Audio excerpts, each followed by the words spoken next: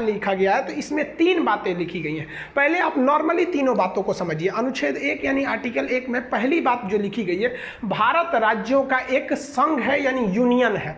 भारत, यहाँ पे ना इंडिया और भारत दोनों शब्द है, लिखा गया है कि इंडिया यानी भारत। तो सुप्रीम कोर्ट में भी ये पिटीशन किया गया था कि भारत का नाम इंडिया से हटाकर भारत कर दिया जाए, क्योंकि हर जगह भारत का प्रयोग होता है। हम कहते हैं भारत माता की जय, नहीं कहते हैं इंडिया माता की जय। हमें भारत रत्न दिया जाता है, राष्ट्रीय गान में भी जनगण मन अधिनायक जय है, भारत भाग्य विधाता, हर जगह ही आप जहां भी देखेंगे वो भारत ही प्रयोग ज्यादा होता है। तो सुप्रीम कोर्ट ने कहा कि ये फालतू का पिटीशन है। सुप्रीम कोर्ट ने कहा कि इसका कोई औचित्य नहीं है, क्योंकि संविधान में ऑलरेडी कह दिया गया इंडिया डेट इज भारत, तो दोनों ही नाम कंसीडर है आपके भारत के लिए। तो भारत जो है वो देश नहीं है, यहाँ क्या कहा गया है, यूनियन ऑफ स्टेट, राज्यों का एक संघ है। अब संघ और फेडरेशन में कुछ अंतर होते हैं, पहले उसे समझ जाइए। देखिए, हम लोग फेडरेशन में नहीं आते हैं, हम लोग आते हैं यूनियन में। 3 चीजें होती हैं, एक होता है कॉन्फेडरेशन, एक होता है फेडरल और एक होता है यूनियन। तो हम लोग आते हैं यूनियन में। कॉन्फेडरल उसे कहते हैं परिसंघ हिंदी में, जिसमें छोटे छोटे राज्य आपस में जुटकर और अपनी थोड़ी थोड़ी शक्तियां केंद्र सरकार को देकर एक देश का निर्माण करते हैं। यह परिसंघ बड़ी कमजोर होता है, इससे कोई भी देश आसानी से अलग हो जाते हैं। लेकिन फेडरल थोड़ा सा अलग होता है। फेडरल में राज्य मिलकर एक देश का निर्माण करते हैं और हर राज्य जो होते हैं वो अपनी कुछ शक्तियां देश को दे देते हैं और कहते हैं कि भाई साहब आप इन शक्तियों का प्रयोग करिए। लेकिन फेडरल और कॉन्फेडरल दोनों में देखिए, कॉन्फेडरल का ही थोड़ा सा सभ्य रूप, थोड़ा शक्तिशाली रूप फेडरल है।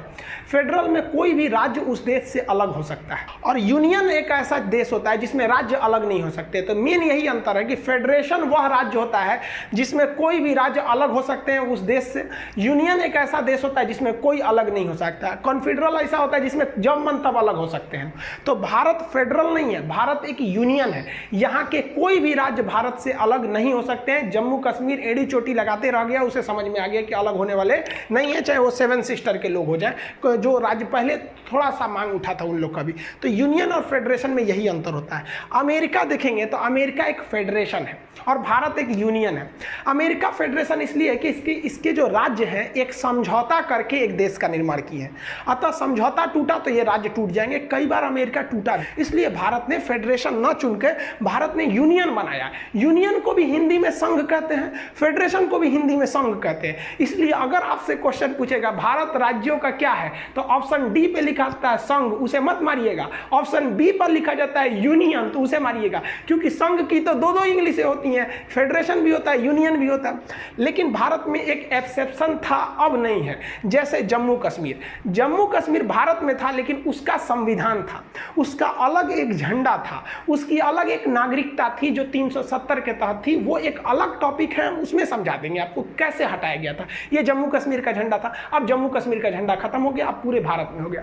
तो अब भारत पूर्णतः यूनियन हो चुका है, यहाँ के कोई राज्य अलग नहीं हो सकते, ये अलग हो सकते हैं। और ये शुरू में तो और कमजोर था यहाँ का नियम कानून, तो वो कॉन्फेडरल था। कॉन्फेडरल फेडरल से ही कमजोर होता है। तो भारत के जितने राज्य हैं, जो लोग मतलब अब तो कोई भी राज्य ऐसा नहीं कहता कि भारत से टूटेंगे, वो कश्मीर का था मैटर, वो तो सॉल्व हो गया।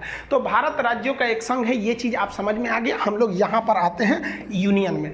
दूसरा, इसी आर्टिकल 1 में बोला गया है कि भारत में जो राज्य हैं वो हमको कैसे पता चलेगा कि भैया कौन कौन राज्य हैं। मान लीजिए विवाद हो गया कि बिहार भारत का राज्य है कि नहीं है, तो कहीं ना कहीं एक लिखा हुआ होना चाहिए कि नहीं होना चाहिए। तो आर्टिकल 1 में वो लिखा ही नहीं है कि बिहार भारत का राज्य है, बल्कि वो एक इशारा कर दिया है कि राज्यों को पहली अनुसूची में रखा गया है। अनुसूची क्या होती है, एक अलग से एक टॉपिक बना दिया गया है। जैसे ये भारत का संविधान है, इतना मोटा नहीं है, ये बाइलिंगुअल है, एक और इंग्लिश लिखा है, एक और हिंदी लिखा है, इसलिए मोटा लग रहा होगा, इसका आधा है, इतना ही है संविधान। आप पढ़ लेंगे समझ में आ जाएगा।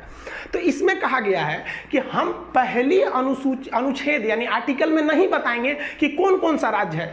अगर आप ये जानना चाहते हैं, राज्यों के नाम जानना चाहते हैं, तो आप जाइए अनुसूची शेड्यूल में जाइए। तो संविधान के शुरुआत में ही 4 पन्ना जोड़ दिया गया है जिसे कहते हैं शेड्यूल, और इसी शेड्यूल में हर एक राज्यों के नाम लिखे गए हैं, कौन कौन से राज्य हैं। तो जब भी विवाद होगा कि कौन सा राज्य भारत का है या नहीं, तो आप अनुच्छेद 1 में आएंगे तो यहां आपको एक दूसरा डायरेक्शन दिया जाएगा कि आपका कॉल फॉरवर्ड किया जा रहा है शेड्यूल की ओर। तो राज्यों को किस अनुसूची में रखा गया है? पहली अनुसूची में।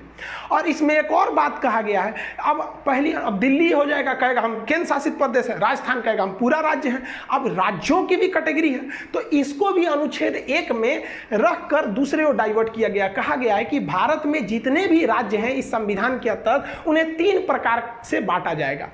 जो बड़े राज्य हैं जिनका अपना खुद का क्षेत्रफल बड़ा है उन्हें हम स्टेट कहेंगे, वर्तमान में 28 हैं। जो छोटे छोटे राज्य हैं लेकिन राष्ट्रीय महत्व के हैं तो उन्हें हम यूनियन टेरिटरी यानी केंद्र शासित कहेंगे। ये दूसरा टाइप का हो गया। अभी 8 केंद्र शासित हैं, आगे समझा देंगे। और तीसरा टाइप हो जाएगा अर्जित क्षेत्र। वर्तमान में भारत के पास कोई भी अर्जित क्षेत्र नहीं है। जैसे मान लिया कि पाकिस्तान में बलूचिस्तान की मांग हो रही है, भारत वहां पे स्वतंत्र करा के उसे कह दे कि नहीं बलूचिस्तान पे मेरा कंट्रोल रहेगा, तो वो इसमें आ जाएगा अर्जित क्षेत्र में। इसलिए देखिए संविधान वाला कितना होशियार था, एक टॉपिक बना के गया है सब, क्या चीज की अर्जित क्षेत्र है, भले उसमें है या नहीं है लेकिन एक मौका मिलेगा तो हम छोड़ेंगे नहीं, अर्जित क्षेत्र ला सकते हैं यहाँ पर। तो आप मोटा मोटी समझेंगे तो आप यहीं पे देखेंगे तो भारत राज्यों का यूनियन है। इसमें कौन कौन से राज्य आते हैं वो यहां बताया गया है कि ये पता करने के लिए अनुसूची 1 में जाइए। और साथ ही साथ उनमें कैटेगरी कौन कौन सी है, तो इसमें बोला गया है 3 प्रकार की कैटेगरी होती है और भारत राज्यों का एक यूनियन है। तो अनुच्छेद संख्या 1 कंप्लीट हो